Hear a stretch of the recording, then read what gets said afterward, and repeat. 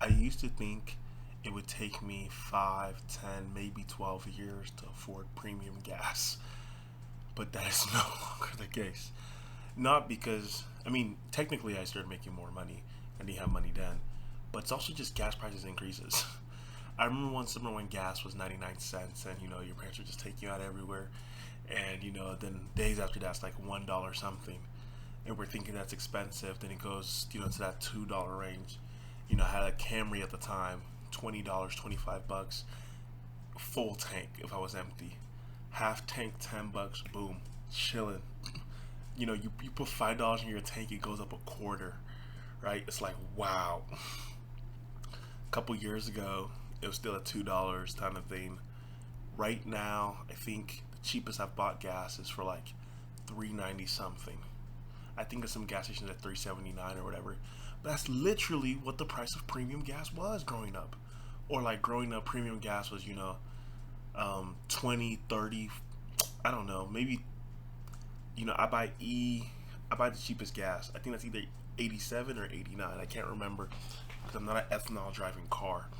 But premium gas is like 40 to 60 cents more, maybe even more than regular gas prices. And now I'm paying $4 for a gallon. Yeah, $4 per. Yeah, you're paying $4 per gallon and whatnot. I used to think it would take me 10 until I made doctor money to be able to afford premium gas because I'm essentially paying for premium gas.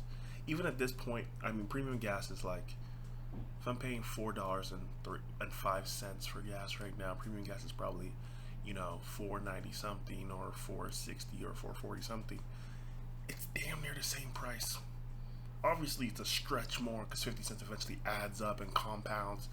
But mindset wise, I can afford premium gas.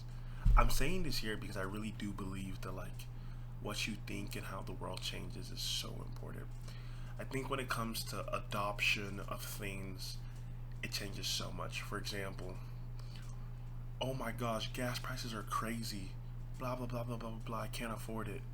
But you literally must pay that price for you to continue to live and continue to grow, right? When people were like, YouTube is a weird platform, why would you want to blah blah blah blah blah? Now YouTuber or not now, YouTubers popping. Oh, who wants to live stream? That's kind of weird. We should just record videos and whatnot. Kick, Twitch, popping.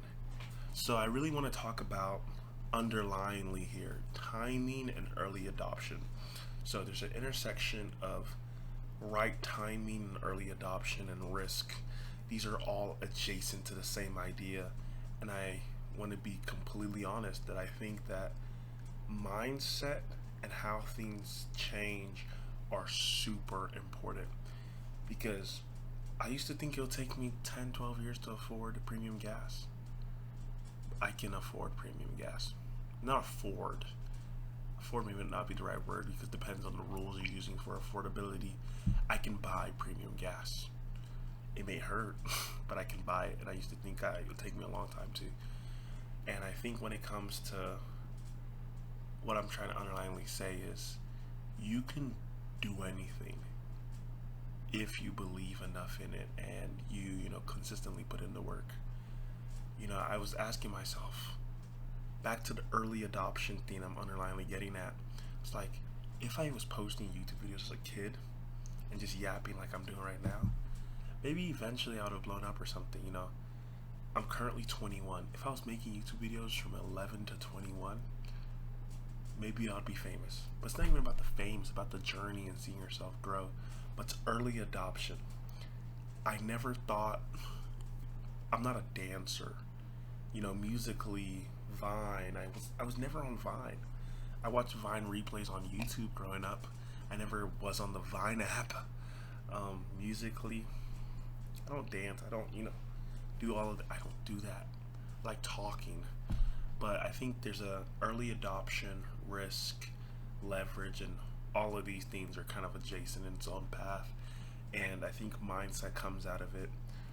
What I'm trying to say here is you can truly do anything and situations will force normality because we used to be like, oh my gosh, $2 gas is crazy, but it is the new normal, so you have to accept it.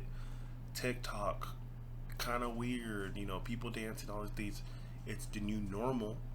Uber, privacy wise, completely strange, but we still what?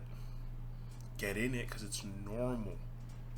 What we normalize is what we're eventually going to succumb to and what we become. I think environment plays a big role in things.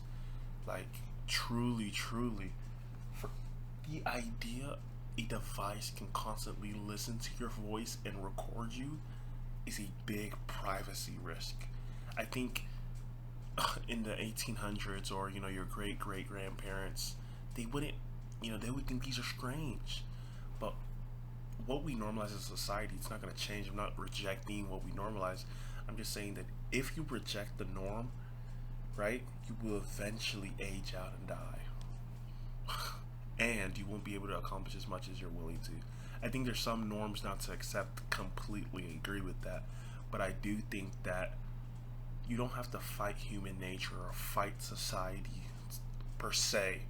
You have to fight ideals and idealistic niches. And yeah, just my thoughts. I don't know what to name this video. I don't even think I named these videos correctly, but I realize now I can afford premium gas.